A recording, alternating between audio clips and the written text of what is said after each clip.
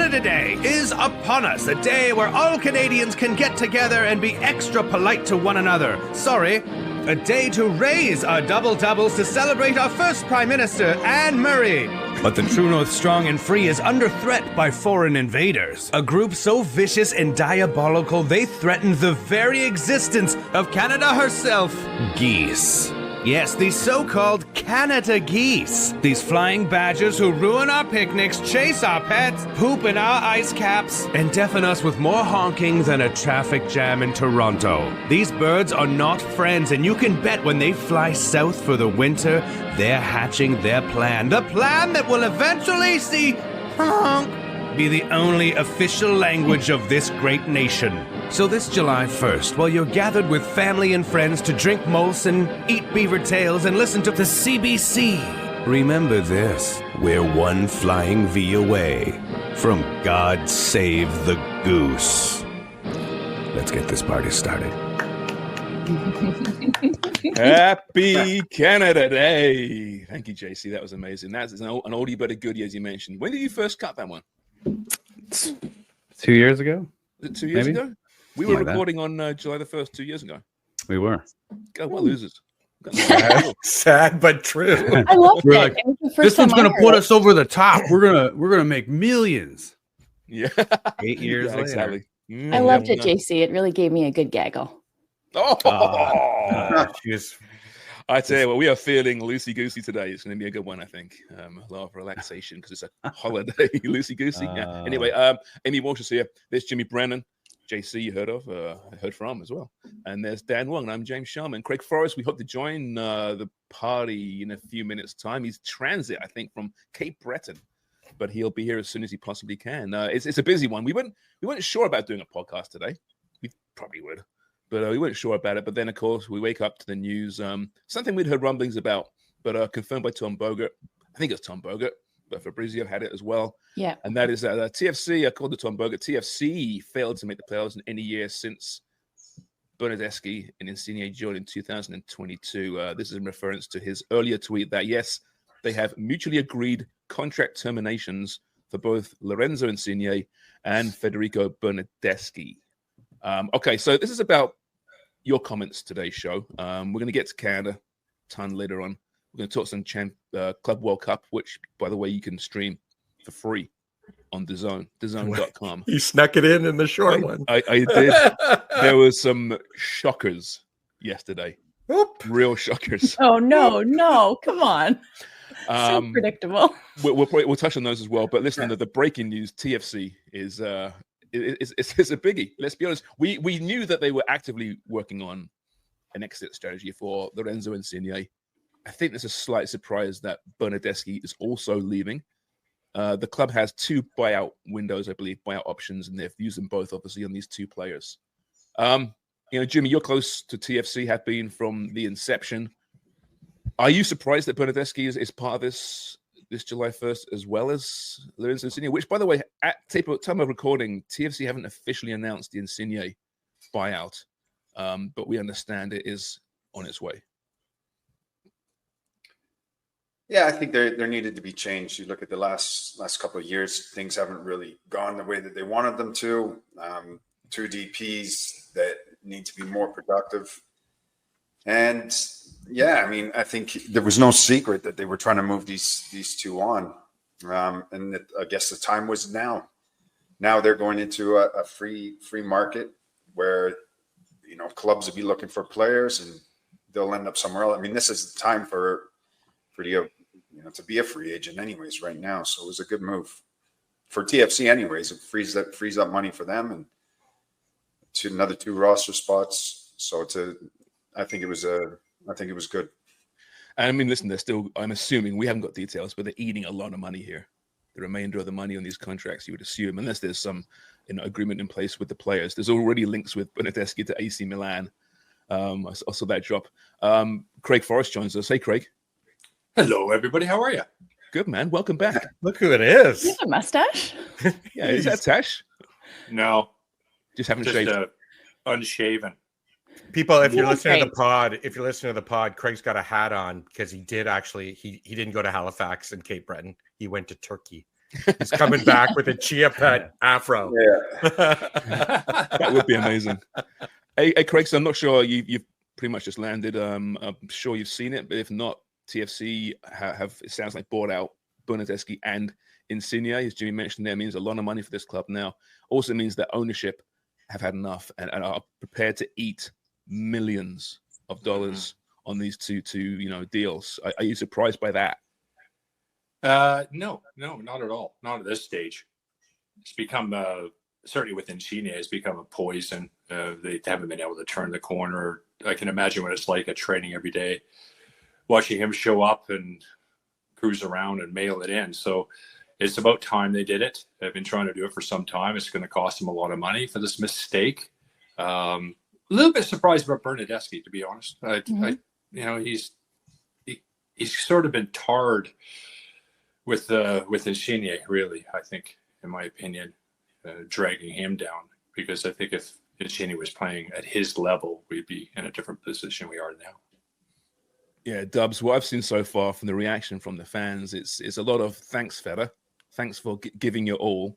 I'm not going to go quite that far. He walked around a few games and wouldn't track back for a number of matches I saw. But he did, overall, I think, although he didn't live up to his billing or even close to his price tag, he put in some good efforts, which I guess we'll take. Had some good moments, whereas the vitriol towards Insigne right now is palpable.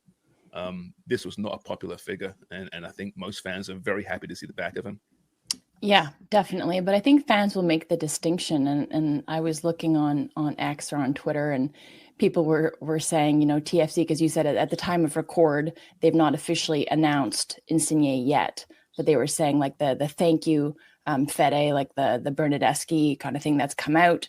And they were saying that the meme that was going to come out for Insigne was DJ Jazzy Jeff getting thrown out of the mansion. That was coming out. Yeah. And I thought it was a pretty apt comparison, because the difference between those two is not only the size of the contracts and kind of the baggage, but it was the effort shown, right? And the attitude. And I think that's what the fans appreciate. And also in the way of production, right? It's not only the effort, but it's what he delivered. There will be actual highlights for Bernardeschi, but I think now it's a sign, and I don't know the ins and outs about the contracts and who remains tied to it and what contracts belong to a previous regime. I think some still fall under Jason Hernandez, but this is seen probably as a clean slate, like a rebuild from the ground all the way up, where we'll finally start to talk about Robin Fraser. Like, when is the last time we actually talked about the new head coach for this team? Because of the baggage that is just inherent, that's built in with these two massive stars that sort of clouded or prevented Fraser from building the culture the way that he wanted to build it.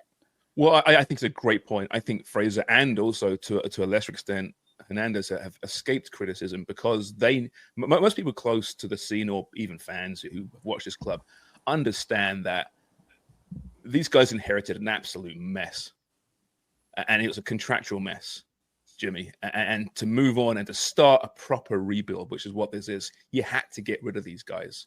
And until that point, as we saw, they couldn't do much in the window.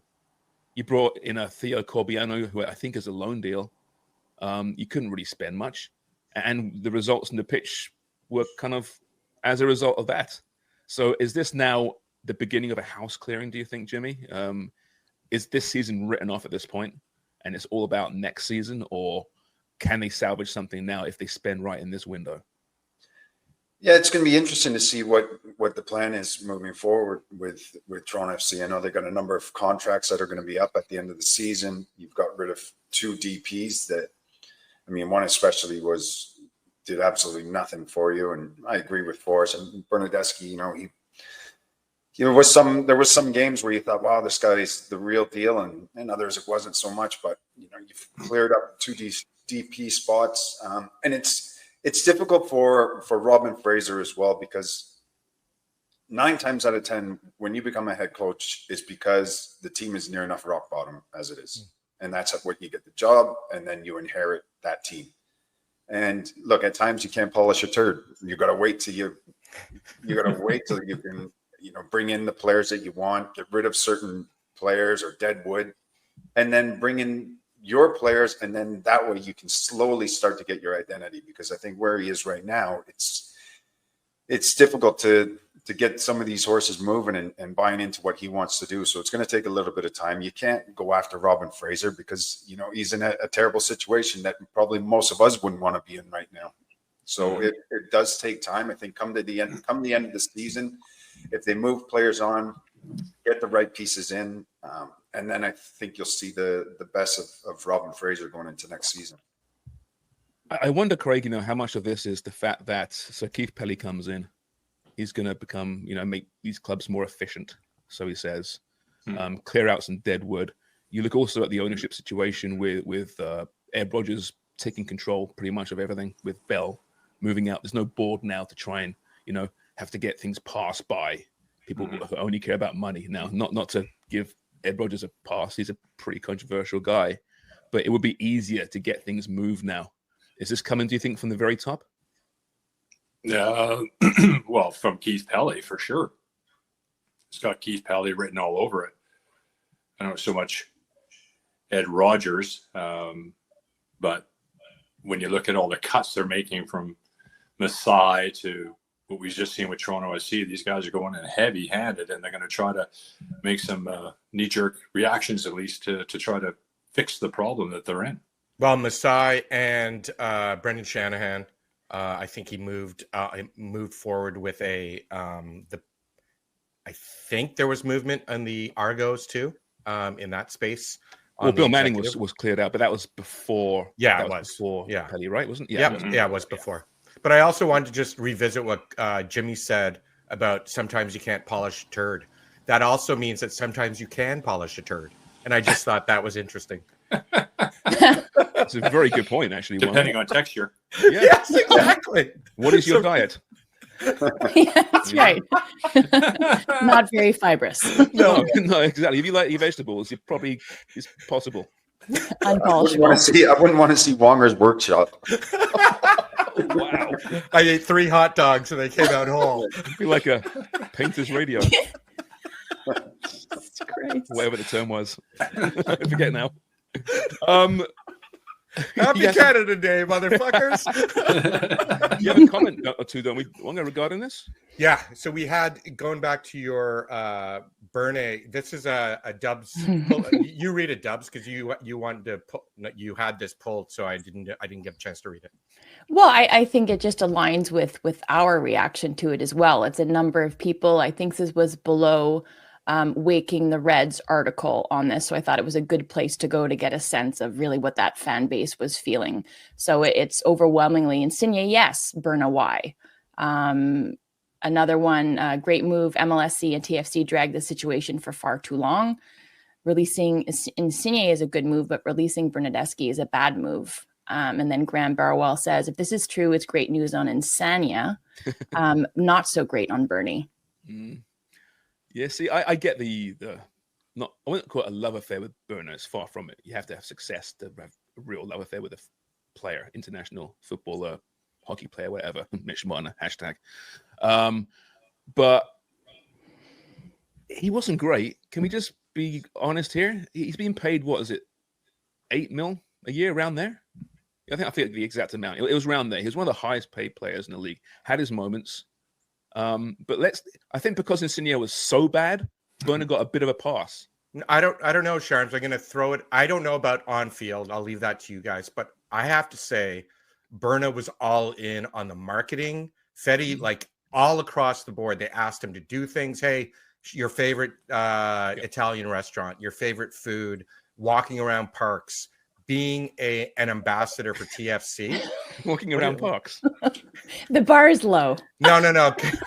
It was, he did this thing where he was like, hey, check. Anyways, my point is he was all in on the marketing. And I have to say, that's huge because I did not see Lorenzo Insigne other than that first time he walked in with Jimmy and we both went, oh, he's a wee man. That's like, we didn't know. But that was the only time in the elevator that I ever saw him being outwardly social and incredibly, and I'll give, this is why I'm giving props to Fetty.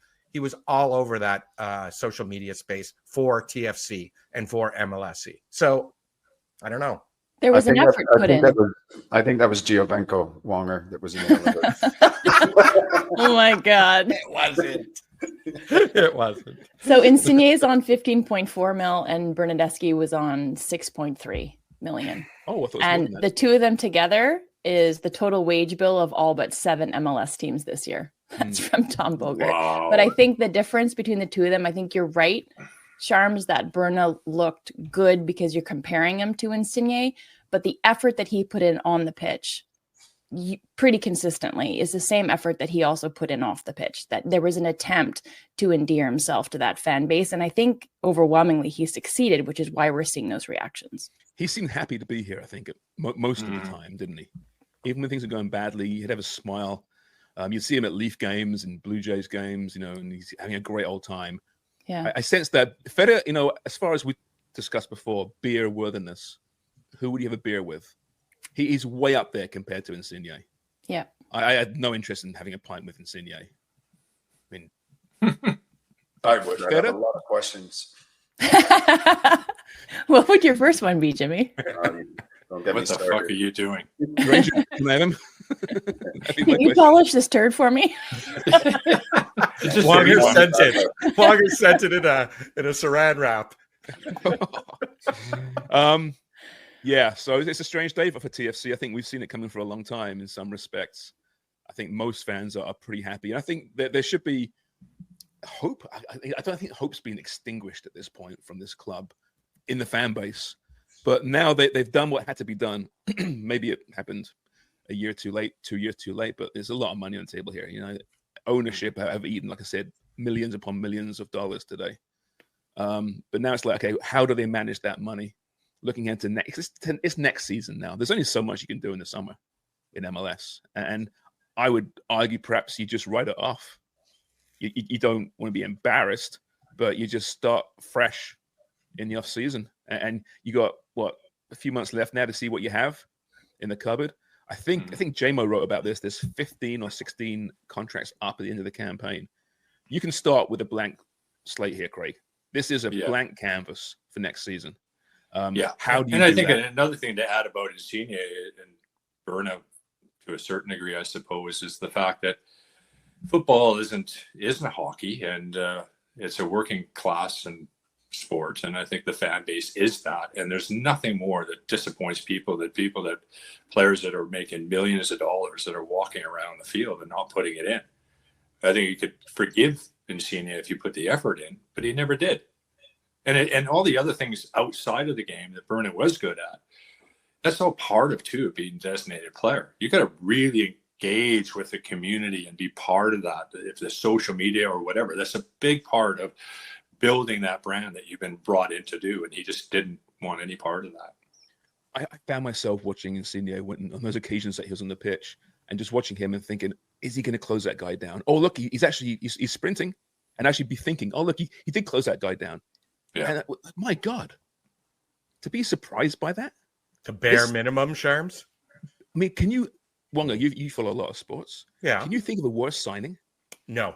There's very few that go off this way, especially, I was going to say to Craig and JC, because they watch basketball, but when you're signing someone like this you want to make a difference, I always think of Jimmy Butler, Craig, he wasn't happy, got released and went to Golden State, a great place for him to land. And they almost turned around the season for Golden State. And that's what you're looking for in a DP or a difference maker as Jimmy, like box office, right? Mm-hmm. It's got to be box office if you're dropping $15 million a year. Otherwise, it's a disappointment. And, other than injury, this guy wasn't really even injured. He had one, it was bad. It was an ongoing issue. Yes, but it was bad from the start. Yes, right? There was and they knew that he was this way in Italy for years. Yeah. He was hurt. Right, they knew what they were getting. Again, makes it even more of a poor signing to throw this much money, that length of contract, a guy that wasn't playing consistently because he was constantly hurt in Italy over his career.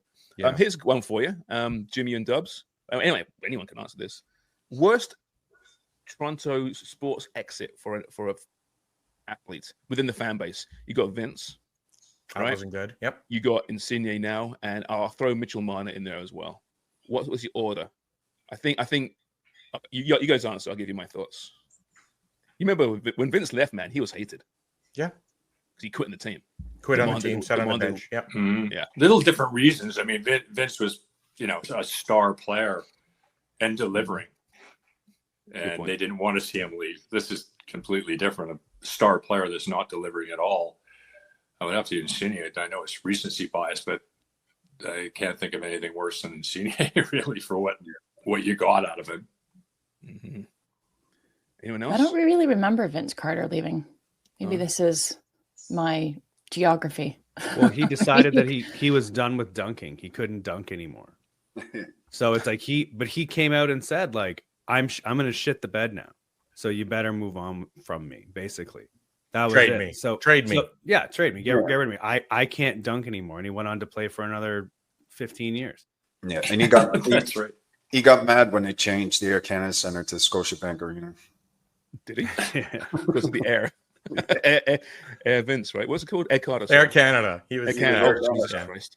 Yeah, that's right. It was a long time ago now. What year was that? When did Vince leave? 2002. Around there? 2001? Yeah. Yeah, 2003. a long time ago. Yeah, I mean, within the anger and vitriol within that particular fan base, I think they're pretty close right now, Insigne and Vince. Marner's different. I mean, he's down there. I mean, a lot of people still love Mitch Marner. But I think it's probably between Insigne and Vince, and we'll look back at it that way in years to come. So, yeah, well, farewell. Better. Lorenzo, we hardly knew you. Who's he going to TFC sign? do Who now? signed him? Who in their right mind would sign him? I don't know. We're going to find out, I guess. Mm-hmm. That's really interesting, though, isn't it? Where does he go? It's not in North America, I'll say that much. Maybe Middle East. Maybe he'll play for Deitch in Detroit. Give him 80 grand. I'd sign him for 80 grand. The way Deitch could handle an Insigne. Can you imagine that relationship? No. Wonger, you mentioned Turkey on the way in with Forrest, getting his teeth and his hair done before he hopped on the podcast this morning. But wasn't there interest for Insigne, or rumored to be interest from Turkey? There always is, isn't there? For anyone. Yeah. There was interest in Italy as well. There was. Mm-hmm. But we didn't say why Craig is doing what he's doing with Turkey. It's so he can come back and try out as someone else. He's going to grow his beard, big chia pet hair, and come out as a goalkeeper. Craig Forrest. Yeah, that's right. See if I can make the Canada team. Yeah. I still find it hilarious that someone got Craig mixed up with Greg Sutton Yes. on our comments. That still So makes good. still makes me giggle when I think about that wonderful day of last week. And that's nothing against Sutts at all. Love him. But that's funny. Okay, let's move on, shall we? Club World Cup. We'll get to the Canada comments after this. But Club World Cup, just as we were kind of championing the European teams growing into this tournament, getting it figured out. Yeah, Europe's better than everywhere else in the world. Everywhere sucks. Oh my God. We're Oh my the best. God. Like, Saudi Arabia, really? Come on. We're from Europe, you guys. Yeah, Brazil. Yeah, nice international team. But yeah, we're Inter Milan. Oh my God. Yeah, Inter Milan crash out to a Brazilian team, and Man City crash out to a Saudi Arabian team. I'm trying to contain my glee here, Dubs. Give us your thoughts. I was conflicted. Let's put it that way. Saudi Arabia, Man City. And then also Montreal-born goalkeeper, and also Morocco's goalkeeper in Bono, right? I was like, oh yes, like great saves, like incredible performance by him in Al Hilal's win over City. But yeah, so we were texting on the dark web because Forrest and Jimmy were watching the game as well. But I mean, what a game! And again, my reluctance to express this because of oil state versus oil state, basically PIF versus Saudi Arabia, it is not great. So it's sports washing at its best, I think, right here. But it delivered. So way to go, oil. Go oil. Go oil. But what a performance, though. I mean, Malcolm, they come out second half in the first 46 seconds, they score. And then I'm going to wait for this one. This ball by João Cancelo, like some people like decadent desserts, some people like diamonds and flowers and caviar. Give me João Cancelo's ball all day, every day of the week. Like Pardon? what? You want Craig Forrest ball? JP, are you listening to this? What a gorgeous, gorgeous ball. And yes, I did say that. Yeah. Don't make Thank me you very repeat much. it. You're welcome. Somebody else jump in, but like, I mean, there was pushback by City. I mean, the triple sub that was, I think, Rodri, Ake, who else came in just after? I think Kanji. Al Hilal. Yeah, Kanji. I was just like really pepped. Like, this is what you've got at your disposal. But it was a hell of a game. And I mean, we're not even somebody else jump in. We're not even in extra time yet. Yeah, no, it was a spectacular game, and you have to credit Al Hilal. They did a really good job. I mean, they were out possessed like 70% to 30, but they were bunkered in. They knew how to defend. They well coached, Yeah. and then they had their trump cards. You know, the passing of some of these players at times breaking out of the back was just spectacular, I thought, and quite honestly, quite well deserved. It gets worse for C2. Rodri gets subbed off, comes on, then comes off again with an injury. And just after Pep was, it was happy Pep we were talking about yesterday. He was really enjoying this thing, right? And then this happens, and he's got to go back home, failed, coming off a failed domestic season. You have about a week to get these guys off, and then it's back to it, right? Isn't he having a hard time with his marriage too? Failed marriage? I thought you were going to go with there. Oh, no, why? I don't know. I was just. Is that why he's happy? But it was interesting to me last night reading your dark web because I was semi-conscious still, and Jimmy talking about the styles. Jimmy, what were you and saying you liked the tournament? Tell me about that a little bit. Yeah, I love the tournament. Just seeing all different styles of play, tempos, just everything all coming together. And I think it's brilliant. I really have enjoyed some of these matches. And I think all of us have, you know, even for the neutral that's turned in and, you know, just looking at it saying, wait, so this team's from Brazil and this team's from England and that team's from Saudi Arabia and that one's from Japan and they're all playing against each other. I think it's so cool. I love the way that it's been playing out. Love the brand of football from all the teams. It's so interesting. And you got to think one of the reasons why this is great is because, you know, these teams all have the best players at their disposals from all over the place, from all over the world, all their teams. With a World Cup, you've got to take the best 20 or so from your own country. So it's really is the best players in the world all playing here right now. Well, Thiago Silva, he's what, mid-40s now? Yeah. Fluminense, and he, you know, beats Inter Milan. What a story that is. Wonga, is it okay for us as sports fans to look at this as a sporting tournament and appreciate it and say, yeah, it's really great, and forget all the noise around it? I think you have to. I think, you know, as a football fan, as a soccer fan, if you're going to continue leaning into what's on the pitch, you have to forget some of the other stuff. Because there's so much of the other stuff, right? Like from federations not paying people properly, from support development, like people not knowing what they're doing, to criminality, to corruption, all across the board. I mean, you know, I came into football actually during the cleaning stages. You guys had Sepp Blatter. You guys had that dude out in CONCACAF who was taken, like, who's stuck on an island, who won't be in jail. What's his name again? Sorry, Jack Warner. Jack Warner.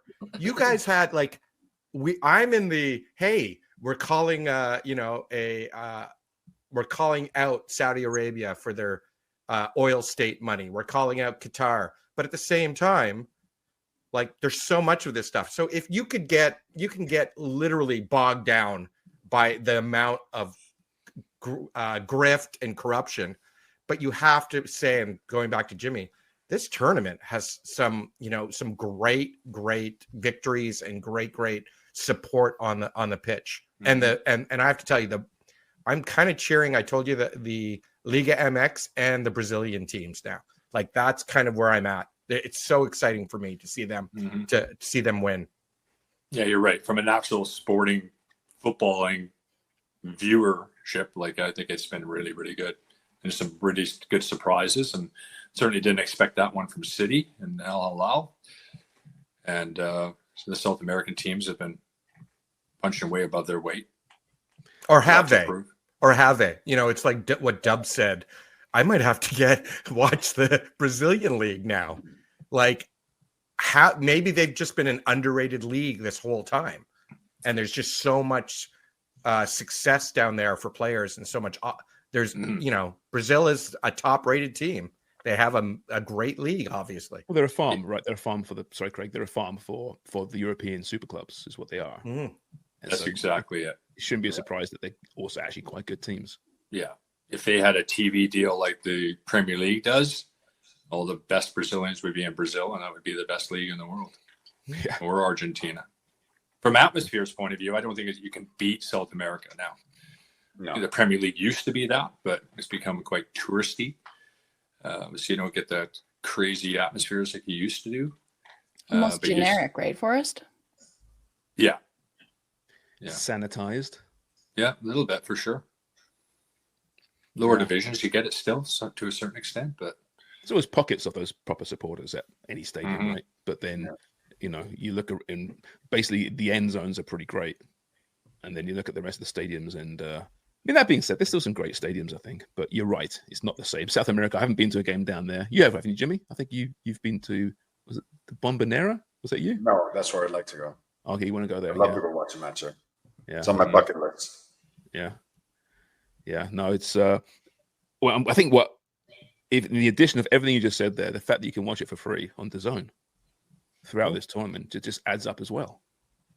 Oh, it's better and better. DAZN.com. Just sign up now. You can still watch these games. Wonger, was that you just playing around? Yeah, I effed up there. I was okay. I realized I double brought in I duplicated a comment. I just had flashbacks to live television. Oh, I'm sure Craig and Jimmy and Dubs know about this, when suddenly a graphic just pops up out of nowhere, and you're like, "Shit, did I miss something on the rundown here? Am I supposed to refer to this?" And then you hear scrambling in your IFB in your ear. Go, move on, go. Oh. Okay, keep going. Keep going. Halcyon days. I'm the shiny turd. That's what that was. I've got to keep improving. Yes. Yeah, but as mentioned, you can get those games live on DAZN. We got more games today. Real Madrid, Juventus, tasty, and Dortmund, Monterrey. Speaking of Liga MX teams, could we see another stunner there? With we will, and Sergio Ramos.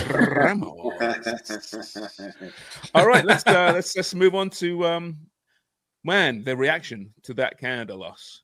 Woo. Holy crap!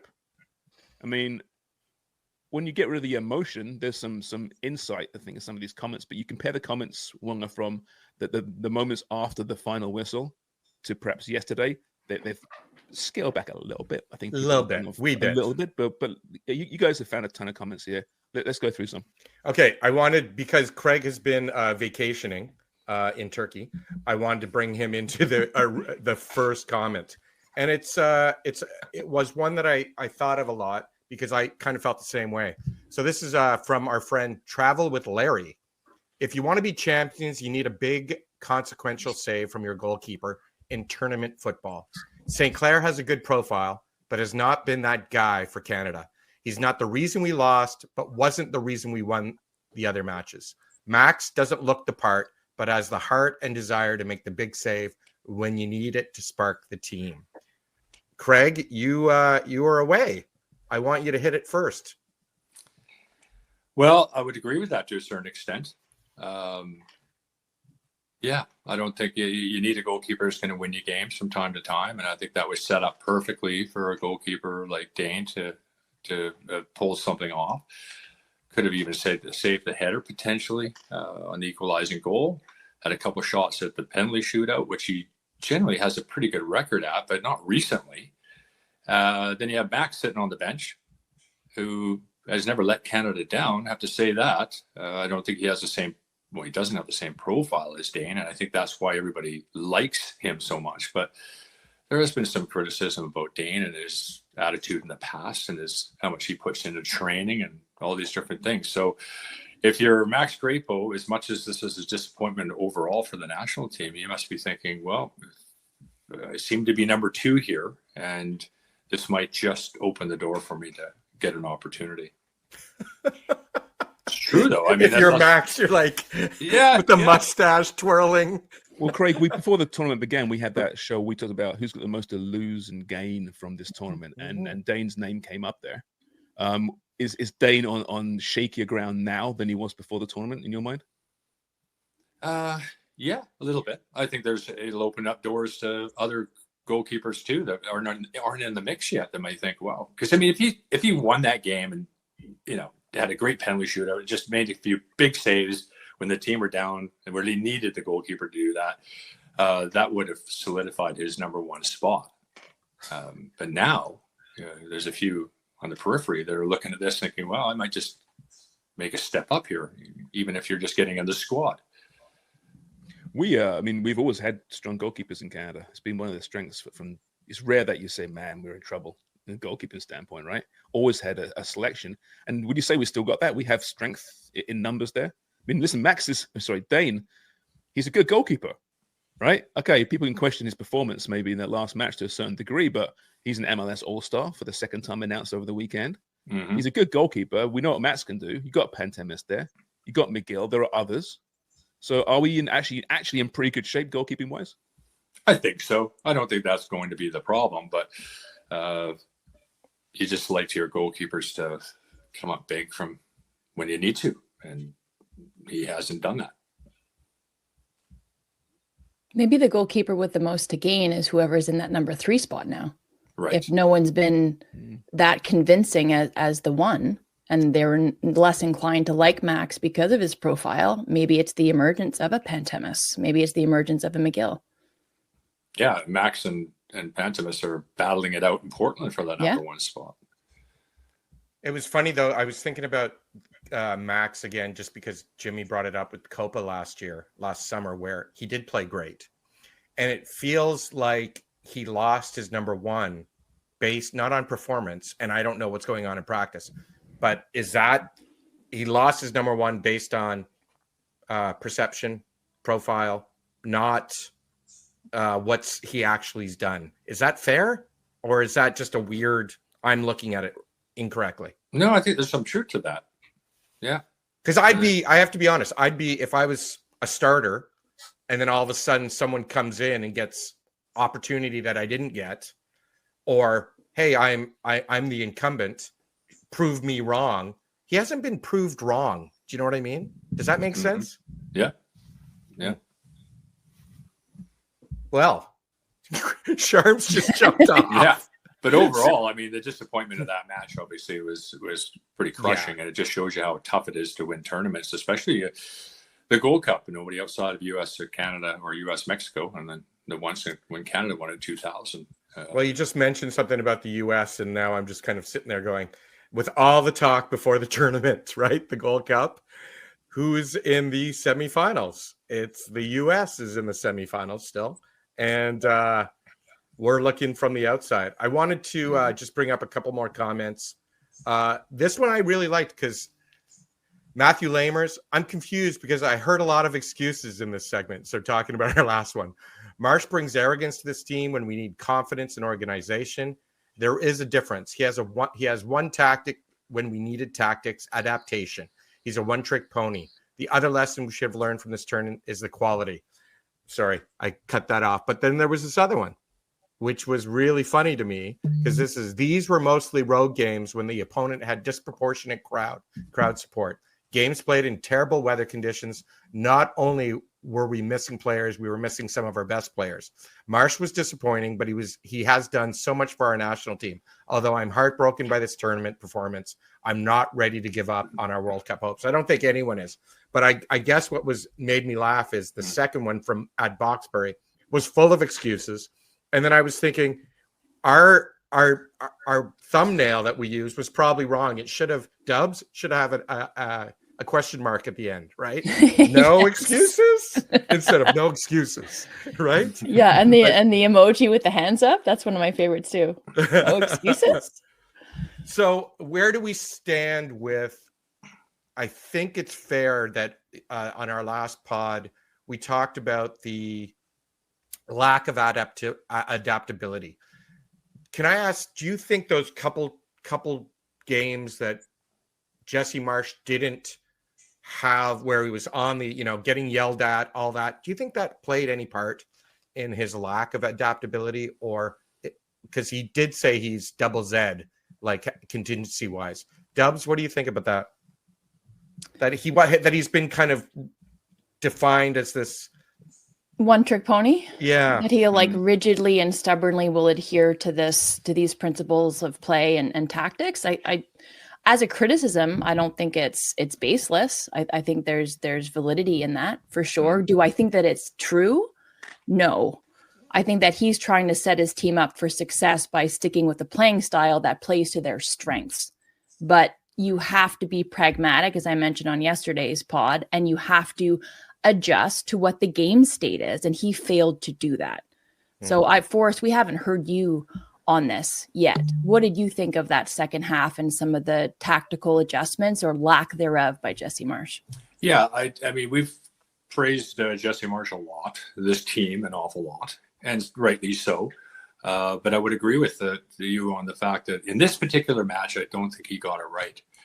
I listened to Jimmy talk about bunkering in, not even bunkering in, playing a 4-4-1, like just play one up top, maybe bring on somebody with some new energy.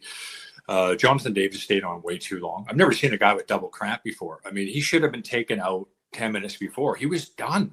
Yeah. And a lot of them were. And that's a bit worrying when you've put so much into that press, even a man short. They had nothing left in their tanks with 20 minutes left. And I don't think Guatemala would have broken them down if they had decided to play that way. And they still would potentially create chances, but he went with that. And I think that's just way too much. These guys are in really good shape. It's not like they've had an off season or anything. And to see that many players with cramps or cramping is very concerning. And I think that Jesse would have learned from that a certain amount, and the team needs to learn about it. But it's about time they do, because they've been to a World Cup. We talked about this, Jimmy, Copa. They've been to some big tournaments, big matches, big results in CONCACAF. Discipline has to be better.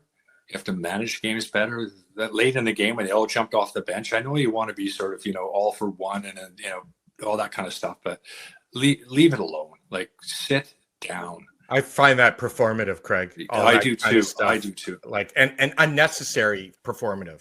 Do you know what I mean? Like, there's performative where it actually can get your team going. Hey, like, a coach's halftime speech. But then there's that, hey, we're all in this and all. Yeah, but you're getting past, like, you're losing now. You're not playing well. You don't have the ball. You're on a red. To Jimmy's point, bunker and play the game. And we know that Jesse likes that when Schaufelberg got sent off. Closing down. I mean, he's trying to close down. He's trying to do what the manager wants. Run at players, win the ball back as quickly as you can. But you have to be smart in that too, because the Guatemalan player, he can see that he's not going to get there. He then pulls out that he's going to try to withdraw from the challenge.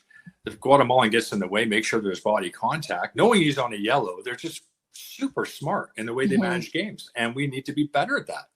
You can't make mistakes like that when you're trying to get through rounds in a tournament, especially. There's no room for mistakes like that and leeway.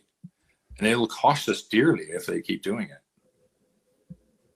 Would you agree with that, Jimmy? Like, I mean, I think what Forrest is saying is basically echoing your sentiments on yesterday's podcast, but just a couple of adjustments, maybe in the way of substitutions, maybe a bit smarter in terms of personnel that was inserted.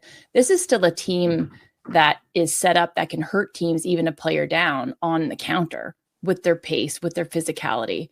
So it's a little bit perplexing that wasn't even seemingly an option from Marsch's perspective. Yeah, I agree. Just exactly what I said yesterday. I just felt tactically in the substitutions, they got it wrong, and it needs to be better. Exactly what Craig was saying and what we said yesterday too. That, I mean, when have you ever seen guys cramping the way that they did after playing a season? And the thing is, you're not even playing in Houston. You're playing in an indoor stadium. So the weather was perfect. Right? True. Yeah. I'm gonna pull up one more, and then we're gonna jet for Canada Day. Broke dad, Rich, uninspiring draw against Curacao. The tournament may have exposed some of the reason behind the USA passing on Jesse. I don't know, but it's an interesting take. But the one I liked about this one, Ivan Rodriguez, I would feel ashamed if I'd win a match with a penalty as iffy as the one Canada got in the first half. Thankfully, the football gods did justice. I have to say, maybe he's right. I don't think they've. As soon as they went to penalties, I know you guys were texting. I felt very insecure about them winning the penalty kicks. So because the fact that we only got the lead on a dubious penalty. Dubious. Yes, they were. I think it was soft, but I think it was the right call. Yeah. Tanny takes a poor touch, and then he gets to the ball before I think it's Herrera that comes in and clears him out. I think it's a penalty. Okay. I think it was weak. Thanks, Craig. No, and you'll take it, right? But I found it funny too that Ivan Rodriguez. I wonder where you're from. It's a great Latin American name, but I kind of went, I wonder, and he said you, right? So it means that he's coming. He knows we're Canadian fans, so I found that interesting. Mm-hmm. I want to address the first commenter though. Yes. Calling, what does he call Marsh again? Not a one-trick pony, but a bit of a sideshow. And it did become that a little bit, like to that performative aspect, right? With dealing with the CONCACAF stuff. And I think Canada and Marsh are vindicated, but I think it became a big distraction for this team. And I think, looking back at the tournament and how things ended up going, I think that it did take their eyes off the prize, which was, their goal of winning this trophy. But to say, like we're talking about, we weren't laughing at the US and their situation and poor record and players not reporting for Pochettino, but it was in stark contrast to Jesse Marsh saying, I haven't spoken to one player who doesn't want to come and play for Canada. And now it's like they've switched roles, right? It's like the face-off thing with John Travolta and whoever else was in that movie. Nick Cage? Pochettino, Nick Cage? Is Nick Cage. Come on. And Jesse Marsh is John Travolta or vice versa. Because they're seriously, like their lot in life, basically in international football is completely opposite than when this Gold Cup started. That they're through and Canada's watching. And people are talking about, Jesse Marsh, this is the guy that we wanted from the US men's national team perspective. And now they're like, we didn't fucking want him anyway. Like, listen, I think everybody just take a breath. Of course, it's disappointing, but I think we're still in a really good position to extract the amount of talent. And it's a considerable amount of talent that we have in this men's national team pool and in this wider roster, this 26 player roster. I think we're in really good shape. So this stings and it's going to sting for a little while, but I think we're in a good position to have success next summer. Mm-hmm. Great conclusion, Dubs. Thank you, everybody. This is Canada Day.